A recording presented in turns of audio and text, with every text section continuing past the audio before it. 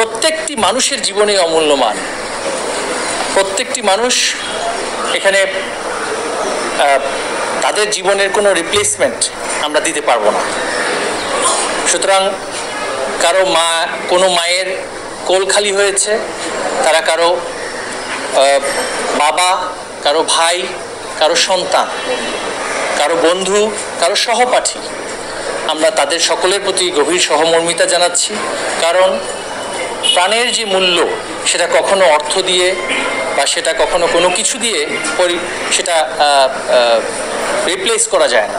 সুতরাং আমরা সবাই তাদের যারা প্রাণ হারিয়েছেন তাদের সকলের প্রতি আমাদের গভীর সহানুভূতি ব্যক্ত করছি।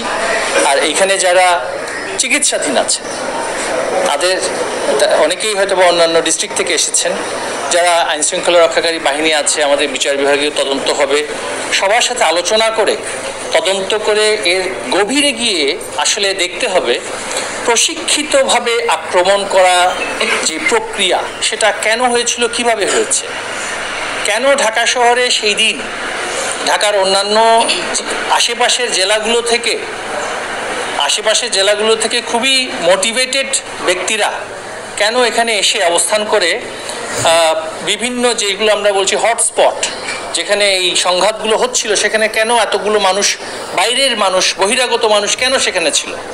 তো সেই সমস্ত প্রশ্নের উত্তর আমাদের পক্ষে দেওয়া সম্ভব নয়। বিচার বিভাগীয় তদন্ত কমিটি করা হয়েছে, তারা সেগুলো খতিয়ে দেখবেন বলে আমাদের দৃঢ় বিশ্বাস। আমাদের লক্ষ্য হচ্ছে যারা চিকিৎসাধীন তারা সুস্থ হয়ে উঠবেন, যারা নিহত হয়েছেন তাদের পরিবারদের সাথে আমাদের যোগাযোগ আমরা নিশ্চিত করার চেষ্টা করছি। এর মধ্যে কতজন শিক্ষার্থী, কতজন পথচারী, কতজন সেখানে আমাদের আইনশৃঙ্খলা রক্ষাকারী বাহিনীর সদস্য, সেগুলো কিন্তু আসলে সময় লাগবে নিরূপণ করতে। যে ভয়াবহ অশান্তি এবং সংঘাতের যে কাজগুলো করা হয়েছে সেখানে তো গভীর ষড়যন্ত্র আছে। এতগুলো মানুষ ঢাকা শহরের বাইরে থেকে এসে এই তাণ্ডবে যুক্ত হলো, পরিকল্পনাকারী কে সেটা আমাদের অবশ্যই প্রশ্ন আছে।